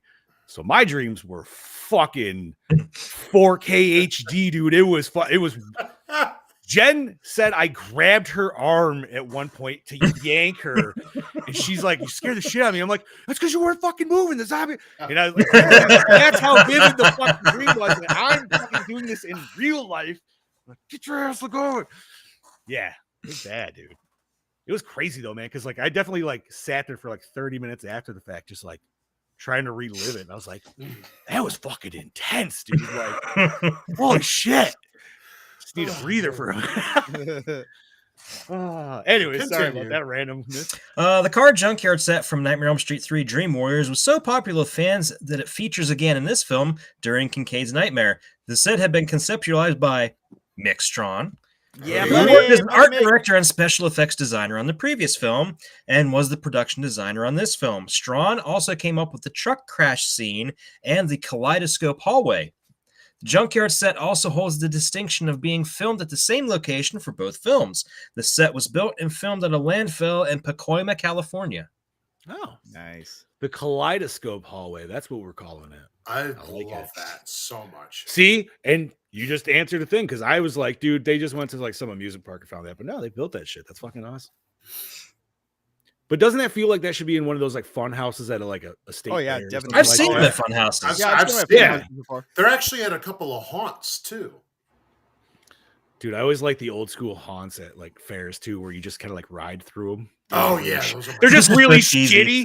They're just so cheesy. So shitty, dude. But you're also just like this. Ooh, ah. I remember as a Oh. kid, I used to be terrified of those, and my dad would make me Yeah. ride on them, and I would have did. my I was eyes too. closed. I would have my eyes closed every single time, so I never saw any of the ride. I just heard the noises, and then I remember the first time I got on, I'm like, I'm a fucking teenager now. I'm doing this. Got on, and I'm like, are you fucking kidding me? This is all it was. I think the fact that you had your eyes closed and heard it was probably scarier than what we actually would have yeah. What it seen. was? It's Yeah. just because it was like the way they had it all painted up with all the Yes, cool but you know what? I characters and love the that giant artwork. castle. No, it is. But when you're a little kid, dude, that Mhm. it's You kind don't of know. intimidating a little bit. So you're just like, and your old man just dragging you in there. Anyways, I know that experience too. I was the opposite. I was dragging my dad, and I was like, "Yo, you gonna take me in there?" But honestly, that's probably the closest experience I'll ever get to like Captain Spaulding's murder ride. Yeah. You know what I mean? Yeah. Dude, So, okay, sidebar real quick. So I remember one time I had to have been about 8 or 9 years old. McDonald's had a haunted house in their restaurant. What? Yeah, they closed off part of the dining area on Halloween night and had like a little scare area that you could go through. I was so fucking scared. I ran out. Well, they had hay on the ground. I slipped on the fucking hay and twisted the fuck out of my ankle and could not go trick-or-treating that year because I almost broke my fucking ankle. Yeah. Damn, that sucks, dude. I told my mom, I was like, why didn't you sue McDonald's? We could have been rich. And to this day, Scuba Steve is still terrified of the Grimace. Ugh. Yeah, dude. Get that person. And you know why? Because nothing can kill the Grimace. No, man. He's just there like Bigfoot. Just appears and disappears. All right. Dude, the original What version is of the he? Grimace is terrifying. Oh, it's fucking terrifying. He had And like, Hamburglar too, dude. he had like 4 arms. Yeah. It was creepy as shit. So he was Goro. There is a guy. Bro. There is a guy on TikTok that I follow him. I don't know his name at the time or right now, but he draws like Ronald McDonald, Jack in the Box, but he draws them as like mythical heroes and monsters. Oh yeah, dude. Really dope. fucking cool. Like, and I think the Grimace one he did was the original design with the 4 arms, and he's like puking the Grimace shake. Ugh. Yeah. You know, I never tried one of those when they came out. Neither did I, Same. because I saw those TikTok videos and I wasn't about to die drinking it. Dude, I loved all the weird, creepy little videos that came out from that I wanted to little do era, one so dude. bad. I wanted to do one Awesome. so bad. They were so good. Pretty funny. All right, back to the show notes. Lisa Wilcox was on her honeymoon when she was cast as Alice. Cox. When she was cast as Alice, needed to come back to Los Angeles immediately to start shooting. A natural blonde, she also had to dye her hair red to differentiate herself from Tuesday Night, who'd been cast as Kristen. Okay, so I'm glad you said something about the hair dye thing, because the other thing I forgot about, and this is definitely a negative on the movie, the lock and load scene when she gets the nunchucks and she starts doing her nunchuck thing. Yeah, that wig is horrible. Could they have? Thank you, Bob. Could they have not found at least an appropriate colored wig to this girl's hair? They were like, "Yeah, it's the same length. We're good." It's Like, you know what I mean? it's Not not even close to the same color, dude. It's It's not like a even that it's the fucking appropriate gray length. blonde, and It's you see her in the front, hair looks like perfect. From the back, I don't know where the fuck they got that from, but it's like that just looks so wrong. I don't know why. dude, it was laughable. Yes. At At best. Oh. Continue. Alice's abilities originally included those of the Dream Warriors, but were cut due to fear of confusing the audience. Wait, what? Weird. I mean, the only one that really had a superpower was Kincaid. Yeah. Joey just screamed. So yeah, he did like Sonic Scream, right? Yeah. But he did it like one time, and that was just, I don't know. Yeah, but like now he should be like an X-Men dude, right? Like he's He should be Banshee. Banshee. Yeah. Banshee. Thank Yeah. you. Yep. Just, fucking right, dude. By the way, did you guys know there was a live-action Generation X movie they made for Fox back in the 90s? I remember it. Yeah. I remember it. The guy that played Banshee actually went on to voice Banshee on the X-Men cartoon series. Dope. Oh shit, nice. I feel like didn't they do you said a movie or was it It was a series. I thought it was a Series, series. right? It was a TV movie. It was supposed to launch into a series, but it never took off. Okay, because I do remember it at least being shown in segments, I thought, but didn't they actually have Jubilee in that? Like that was the one reason I watched it, because I was like, ooh, I know that person. That's fucking good old 90s. Anyways, I thought it was a TV show. I No, thought it was you too, might be but- thinking of Mutant X. Mutant X. That's what. No, I thought it was Generation. There was no Generation X series. I would have watched it. I mean, I believe you, dude. I was a little kid at the time, so I just Okay, remember so- seeing some of it. Let's continue. When Rennie Yeah. Harlan signed on to direct the film, the 1988 Writers Guild of America strike had just started. Because there were less than 7 months to complete the movie from start to finish, the special effects crew had already begun shooting without a director, and Harlan had only 7 weeks of pre-production and less than 8 for shooting. but he felt the script was not ready. Due to the strike, Harlan started to rewrite the script himself and also created storyboards based on incomplete descriptions of scenes and his own imagination. The final rewrite was done together with Rachel Talalay and Michael DeLuca, with some storylines and dialogue being written during the production of the film. In retrospect, Harlan sees the writer's strike as a blessing in disguise, as it allowed him to develop his own surreal and nightmarish ideas for the film, although Talalay admitted that this also created some big plot holes in their story that they never really fixed. Well, there you go. That sums it all up right there. Cringy. MILF Manor. Oh my God, what is What is that? that? So wait, what the fuck? I'm looking it up right now. Look at All Steve right. coming in. Look at this other Steve coming in with some vital information right now. It's a 2023 reality show. Oh, That's Dude, It's I just an want that- American reality television series that aired Sundays on TLC. It shows 8 single women between the ages of 40 and 60.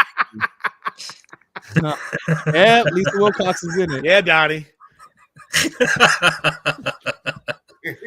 Best comment of the night. So MILF Manor is not the one where the sons start coming. They think they're dating other people and it's their sons, is it? Ew. Oh, what the Oh, fuck? God. No. What show are you watching? I think that was Yeah, a fake, what are you? No, you never. There was just like the fake skit, and it was like all these like Oh, Older fake moms skit. that- I don't know what you're And then they watching were on like- the hub, they buddy. were like, "Here's your not that Brazilian fart porn, bro." All the way. And snoo-snoo-vids. Chad, continue. Yeah, sorry. When Debbie finishes transforming into a cockroach inside the motel, it is actually Brooke Thess in the cockroach makeup and costume, as revealed in the documentary. According to her, the entire sequence was easy to do. The only difficult part for her was when Debbie pushes her roach body up and sees Freddy's eye looking inside because of how slippery the floor of the set was. Right on. Interesting. Nice. It was the best scene, though. Yeah. Yeah. It was just gross.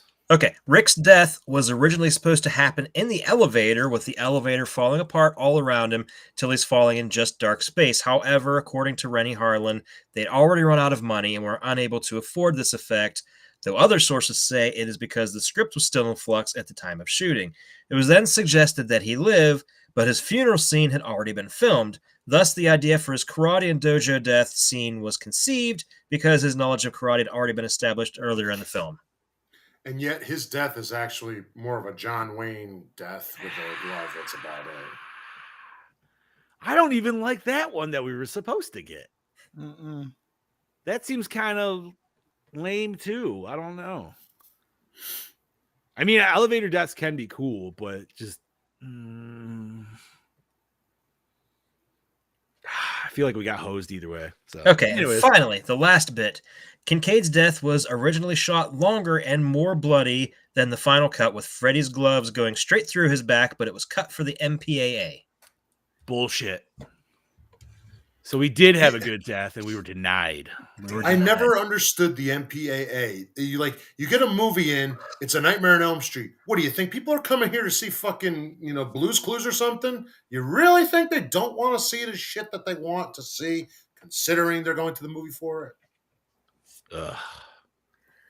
God damn it, dude. Those motherfuckers have denied us a lot of cool shit throughout the years. Mhm. Truth. Well, also, I mean, it's not, all of that said too. Bob Shea was also, if what he said went, so there was definitely, you could tell there was a lot of that happening here too.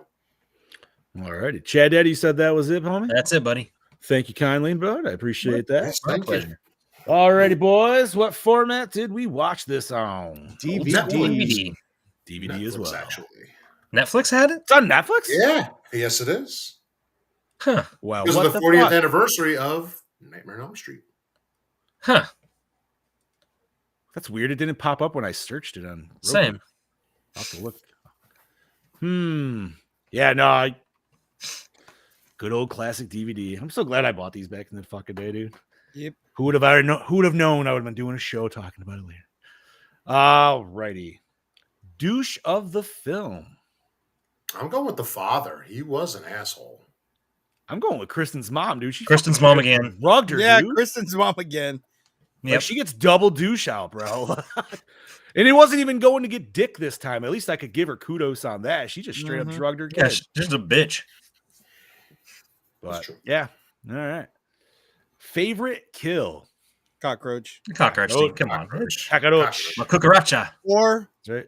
Freddy's That's- death. Freddy's Freddy's death at the end was pretty fucking solid. not Yeah. the Even though it initial didn't make any sense. weak Even ass though, Kamehameha, the rip apart that the No, souls were the doing. little baby arms, and then Yeah. just people, because you even get titties in that scene, like they're Yep. Yeah, you weird, did. like fucking like Yeah, that's stretched in, but, that's you know. Lena Quigley. yep, that was Linnea Yep, Quigley's Linnea Quigley. tits. Yep. I saw those.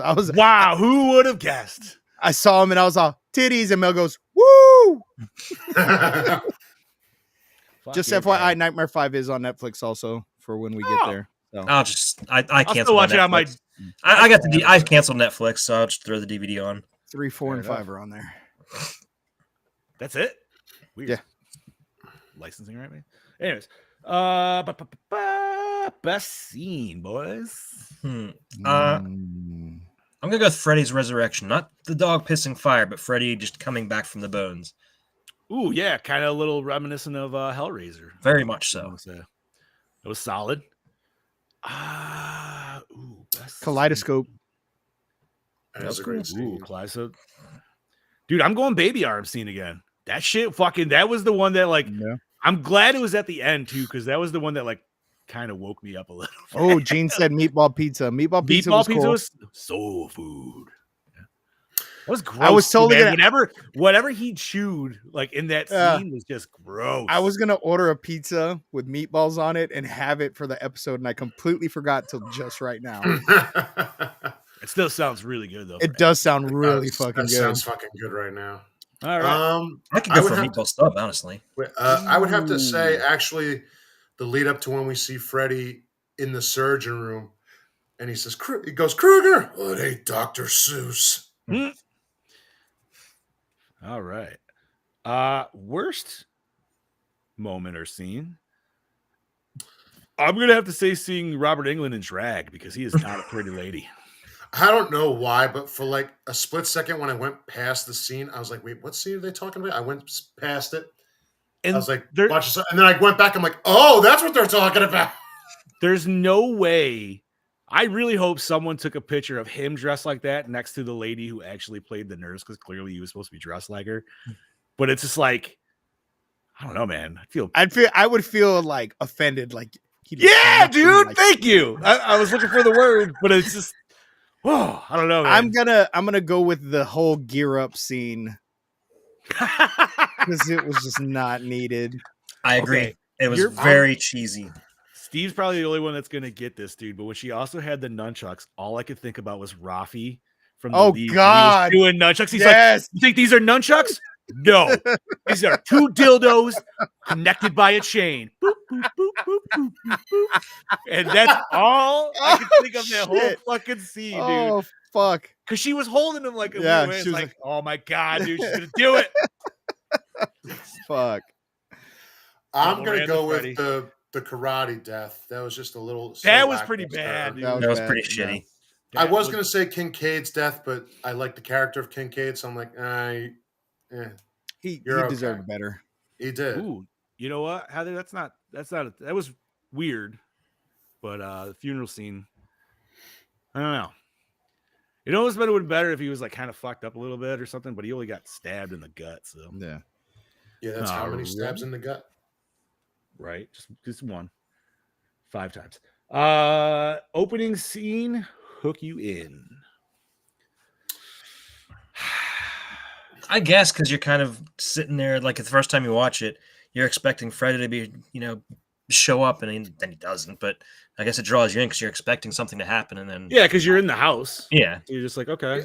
I'm going to say yes because when we see Kincaid and Joey, and they're like, "What the fuck are we doing here, man?" Like, we're past this point, so it's like, Yeah. oh, okay, Yeah. I would say once I saw them, yes. yeah.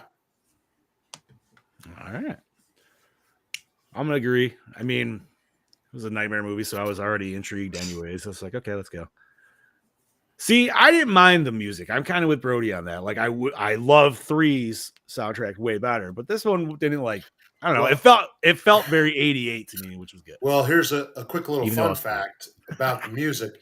There was originally, it was either for this one or the next one, there was supposed to be a song by Black Sabbath for the movie. Interesting. And it does exist. It's on an album, but it was supposed to be a little darker than what ended up on the album. All right. Okay. So this leads us to most attractive character. Not Kristen. Probably the chick in the blue jean jacket, the roach girl, because The big hair. Alice was. I didn't find Alice attractive at all. I'm gonna go with Sheila. I thought she was cute. I'm going to Big go dorky- with. dorky black and You know all. what? Chad Daddy, right there, buddy. I'm with you. Just cute. Yeah. Dude, I'm between. it was the little That's side right, there we go. ponytail. Yeah. The little side ponytail and the big glasses, man. Because I was just like, She was a cutie. yo, dude. Yeah, absolutely. And she's And a when side she, nerd. and her death scene, you're looking, it's like she got a nice little body on her too that she was hiding. You know, I didn't want to say that because she's supposed to be a high school student, but I am going to agree. I'm actually at a toss up between Alice. I'm totally down with the red hair. Love it. But I'm also between the girl in the jean jacket. What's her fucking name? That was Debbie. Yeah. Yeah, Debbie. And it was She- actually She Tony had that Martin. hair, dude. And that hair was, I'm not going to lie, I liked it in a couple scenes. Especially when she was in the waitress thing, dude, just because, like, she had it up a little bit different, but they're all 27 years. Thank you, Dottie. Thank you for making me feel not so perverted. Yeah. Now we don't feel like a bunch of creepy old men. Fucking No. right. And She Donnie, was it was like- Tony Martin era Sabbath. She was Eternal little- Idol. I mean, Chad Daddy, obviously you knew too, but she was little and stacked, like 100%. Those baggy clothes did no justice. But maybe, you know what? Sometimes that's the diamond in the rough. You just gotta fucking go. This is true. All righty. Did the score set the mood? Yeah, Yeah. the score was good. Yeah. I liked it. You got a weird Freddy Jaws theme in it, so you know what the fuck. I did like the like Japanese take on the nightmare theme on the Yeah, in that was Rick's cool. death. That's pretty cool. Solid. All righty. Best song. The Billy Idol song that played when Joey was Yeah. killed. Fatal Town. Yes. Yeah. I'm gonna go with "Are You Ready for Freddy?" because I love the Fat Boys. Oh yeah, I forgot that song was by them. Shit. I don't know. Never mind. I'm changing to what Steve said. I'm changing to that. No, I'm sticking with Billy Idol. I'll go with Billy Idol as well. I'll agree with Chad Daddy. Plus, we got the great line of something about a wet dream there. So How's this for a wet dream? fuck yeah, dude. Dude's always dreaming about titties, man. I'd be like, "Didn't I I make can't out blame with him, you? dude. You know. Didn't I make out with you once already?" I really hope to God he didn't die of. I hope he got at least some action in between 3 and 4. Like, Yeah, Right? He had to get some titty in between there. I would hope. God damn, poor dude. All right. That would lead us to the favorite character. I mean, I gotta give it to Freddie. Freddy? Yeah, I was gonna say, like, everybody else kind of sucked in this movie. yeah, And Freddy. and this is part 4, so you're watching it for Freddy at this point. Exactly. You know, so You know something? I'm actually going to go with the brother Rick. He was Yeah? all right. I you say like I his hair like gel? I mean, I also The liked hair gel was Alice, weird. but like I felt like they were Rick. Like he just felt level-headed also a little bit, but then he gets unraveled as everything continues. He was more enjoyable than his sister, dude. His sister just felt like very boring, like lead to me. Just kind of She was better. Her acting and her character is better in 5. The movie though is just Yeah, different. but that's because she gets dick in the beginning. She's like, all right, I'm a woman now. I'm fucking Dude, her Hear me voice even roar. sounds different in 5. She sounds. Because Yeah? she started smoking Oh. cigarettes. I don't smoke. Scoob's got that one. I mean, I guess we'll find out in a month, right? Yeah. Oh man. Okay. Was it scary? No. No. No. No. Not at this Nah. point in the game. No. 3. Even now, 3 still gives me a little bit of the. But 4, no. Does it hold up today? More or less. It's a Freddy I'm in movie. the I middle mean- on that. In the middle. It's a nightmare movie. It's a It's nightmare not movie. And it's you Freddy's guys still dad. take it. You guys still take it with 80, like it's in the 80s. Yep. So I feel I- like it's very fitting for the time. Yep, I say it does. Yeah. Okay. Yeah. All right. I love how in these movies you can still tell it was originally supposed to take place in California because there's still palm trees everywhere. Oh yeah, 100%. I mean, well, granted, the one was the beach dream, but still, everything else. Okay, that would lead us to acting. Not great. Not great. Not good at all. England was good. Yeah. Right. Yeah, but he's had some time to get his chops down at this Mhm. point, dude. The other ones are just kind of. I feel like everybody's a little throwaway in this movie to me. I also, I mean, it wasn't great, but I also go with the fact of they definitely were going off a script. It was being changed. It wasn't done. There's a lot of factors that play into the acting, though, in this one. Yeah, but I go with the script also definitely didn't help. Word. Alrighty. That would take us to cinematography, which I thought it was pretty stellar. Are pretty good. Oh, yeah. Yeah. 100%. no complaints there, dude. We had a lot of cool shots. One of the things I liked as far as like attention to detail and stuff is the part where they went to the Freddy's house for some reason. In the beginning, right? Yeah, and like everything's dead around it. Like all the vegetation, everything's just completely Yeah. dead. Yeah. That's when she saw the chalk Yeah. drawing, and then it was gone, Yeah. right? Yeah. Yeah, every set in this movie, except for one, I didn't really like the karate one, but everything else was awesome looking, 100%. See, I have no complaints with the karate one. Even I thought it looked like a very dreamlike kind of setting. It's just what was executed for it was shit. Yeah. Yeah. But no, all around, I think the set looked great, dude. We got Freddy's decrepit house right in the beginning in the dream, which is even cool because if you're paying attention, they kind of throw you off a little bit and show that mirror reflection of the stairs. And I bet at least the first time, everybody's like, wait a minute, that's not right. And then they're like, oh, no, here it is. Yeah. Mhm. Which I thought that was kind of cool. So, alrighty. Did we like the premise? Honestly, I don't know. Killing kids. no. I'm gonna I don't say know. It didn't no. make any sense. If you gave us such a solid movie with Dream Warriors, like you homies said earlier, and then do this to those people, like no, fuck that. That's bullshit. Yeah, You just no. pull the Johnny Cage in Mortal Kombat Annihilation. You're like, yeah, get rid of this fuck. Like, you know what I mean? Like, what the fuck, bro? I don't know. I will just feel like say, it as did far not as- do justice to those characters. It didn't do justice to it, but I say as far as Freddy killing kids like he does in every other movie, I like that premise. As far as the Dream That Warriors part. go, Yeah. as part as so it's 50-50 for me. And with Alice getting their powers, that made I mean, no sense. it's I'll at least give the fact that she's still too naive to be able to understand it, but Freddy understands it, so uses her as the gateway for the other kids. But I feel like that doesn't get played with. I mean, you know what I mean? Like, I feel that at first it did. yeah, but because not like enough. he would never want to kill her at all because she could just potentially always give him victims. But Mm-hmm. I don't know. And was the climax satisfying? Eh. Honestly, No. yes and no. Eh. The way he gets killed is stupid, but his death was awesome. Yes. That makes sense. Oh, And the part that I didn't like about the very end is she sees his reflection. I'm like, see, there should be no inclination because that was a pretty his death was a good death. So I'm like, don't incline that he's still there. You know what I mean? Like, I to feel this me, would have like been a much more fitting to leave that. I don't know. If he is as powerful as he all is, and he is eternal, like couldn't he just like almost like hopped onto her like a fucking virus or something like that? You know what I mean? And just sit there, get dormant for a little bit, feed off some fucking Dream Master powers, and then True. But I think for me, because I know the original premise for 5, it would have been the perfect setup for it. But we obviously didn't get that. But that's a month down the road. We'll talk about it then. Right. Alrighty. Recycle, rewind, remake, or reboot, boys. I'll still rewind it. Yeah, I'm I'll gonna still rewind it. Yeah, let's rewind. It's part of the But- series, man. Yeah. Like, I want what we'll never get, and is the director's cut. We'll never get it, but that's what I would want. hey, man, that's how I feel about part 7 for Friday. So, Oh, you know, That's how I feel Yeah. about literally any movie, basically. Give us a director's cut of anything. Mhm. fuck it, Yeah, who the right, fuck dude. cares? Release the air cut of Suicide Squad. The what? Wait, who's that? The David Ayer cut of Suicide Squad.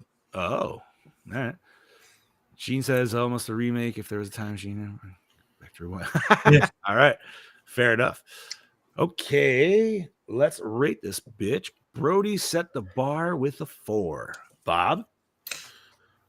Again, I don't hate it. It has its flaws. Yeah, just gotta be honest with yourself. 3.8. Brody, don't tease us. Don't tease us there. What was that? 3.8. 3.8. Because it could have been fixed, but it's understood why it wasn't. Sorry, Brody's dangling that Event Horizon director's cut. Yeah. We'll Don't never fucking do that, man. We should have Fucking- had that movie. It just makes me hate that. Like, I love that movie, but I also hate it knowing the fact that we won't ever get that. Never. All right, Never. Scuba, what you got, homie? 3? Yep. 3.3? All right. Chad Eddie? I agree with Scoobs. This is very mid to me. 3 it is.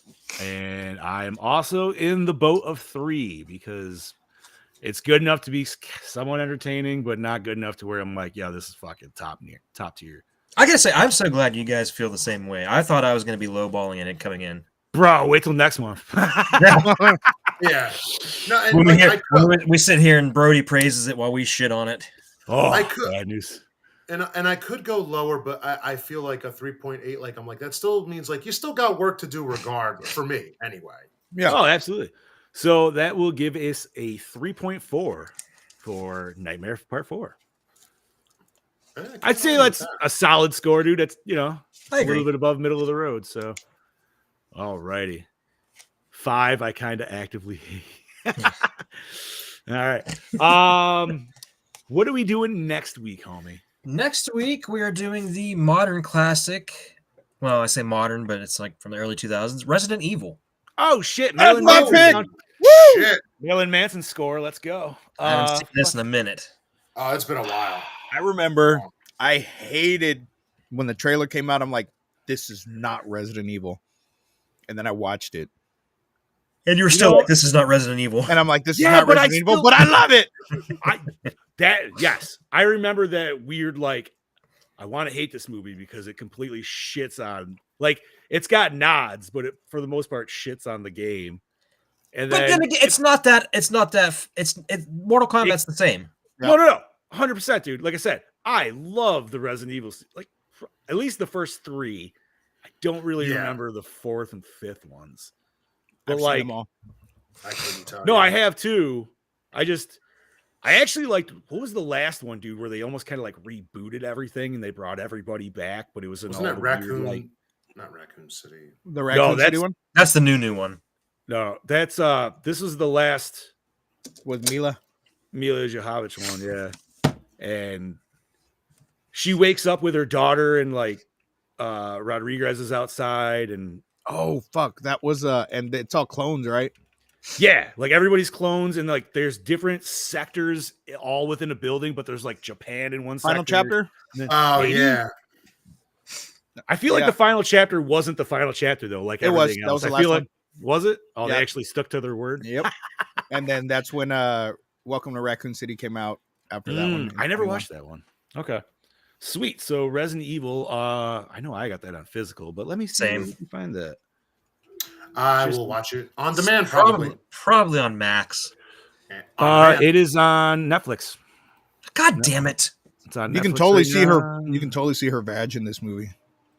Yep, and her little titties. Which Mhm. I love. Perfect. I will be watching that this tomorrow probably now that I can.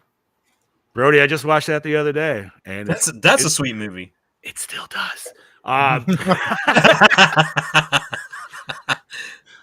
Yeah, absolutely. No, that'll be fun, dude. Fucking 2002's Resident Evil, man. This will definitely fucking take me The back. soundtrack for the movie's fucking killer. Yeah, dude, it's badass. And like I said, I like the fact that Marilyn Manson did the whole score for the fucking film, dude. Like, say what you like about him, but I don't know. He did Are we make doing the- any more? Are we doing a bunch of the Resident Evils or just this one? Just I this just one. I just put it on my list, but maybe next year I'll pick part 2. Stars. That was the first thing. GTA, motherfucker, 10 points. I still quote that shit to this day, Yep. dude. Yep. Oh man, just hitting some zombie. All right. Well, is there anything nerdy to talk about? I feel like I got duped pretty hard today, so I got nothing because I don't know if anything's real or not anymore. Yeah, I don't even want to say. I do know Godzilla versus Kong made a shit ton of money over the weekend. Yeah, Oh, fuck ton. Like over 100 million worldwide. Good for them. Yeah. Oh, absolutely. I don't know if you guys talked about it, but Spirits Unleashed got its update now for Frozen Empire, so you can Yes, hop it on did. that. And Oh yeah. Yep, you got the new enemy, and then you got all the upgrades for the new packs. So it's kind of cool. I know. I'm working on getting the Proton pack now. I got the wand in like 5 minutes. Word. What else was there nerdy coming out? I don't have too much. Oh, Beetlejuice. You guys probably talked about last week. Beetlejuice trailer dropping. Yeah. Mm-hmm. Yeah. Yeah, I don't think there hasn't been any other trailers since last Monday that I can think of. Nothing significant now. Fuck it, dude. All right. Well, I guess that's it, man. We'll wrap this shit up. Sounds good to me. Yeah. So, like Chad Daddy said, once again, Resident Evil 2002 for next week. If you haven't fucking watched it, I don't know where the hell you've been the last 22 years, but dude, I saw that shit in the theater, man. It was fucking just her big old fucking bush right up there. Just I saw both. I saw the first two both in theaters. My dad loved the Underworld series, the Resident Evil series. Those were he fucking loved those movies so much. I have not watched Underworld. I hate you know what, man? Never watched Underworld? I like them all, and say what you want, dude. I love the third one, dude. Mm-hmm. A lot of people don't like that one, but I'm like, no, dude. I kind of almost That's like a prequel, right? Yeah, that's the one where what's her name literally looks like Kate Beckinsale. Kate Beckinsale's clone, but like somehow hotter. I don't fucking know. What's his name's daughter? Victor's daughter, right? The vampire dude. Yeah. Because remember when they're banging on the side of the cliff, dude? And he's just fucking hanging off. Yeah. Yeah. I wouldn't recommend trying to do that. Not unless you got werewolf strength. But no, fucking A, man. It's a fun series, Bob. It's not. It's horror, but it's not horror. It's meant to be enjoyed. It's more action than horror. It's full action, but with horror characters. I love action and horror regardless. So and Kate Beckinsale's fucking hot as shit. I think I'm gonna have I'm gonna have the next 2 days off probably. TJ, negative, sir. Negative. Yeah, we all disagree. Big fucking negative. Dude, the second one though was hilarious because the sex scene in that one was ridiculous. That dude must have had like a fucking 20-inch dick the way he was hitting that shit. God. He was down at her. He was pelvic thrusting her fucking knees in it. And I'm like, God damn. Exactly, dude. That sounds like Mandingo. I don't know. Oh shit. But Bob, if you want to start us off here, homie. This is your Killing Machine, Bobby Monsing. We'll see you next week for Resident Evil. Have a good week, fuck nuts. Ooh. This is your host with the ghost, the Prince of the Paranormal, the Duke of the Dead, the Ghost Daddy, Lord Scubacabra, saying, I'll see you in Raccoon City, baby. You bastard. This is your Dark World of Knowledge, your Chad Daddy, way down yonder in the Chattahoochee, saying, join us next weekend for Resident Evil. Yeah. And I am your not so mean Fluff Master Supreme. Happy to be back once again.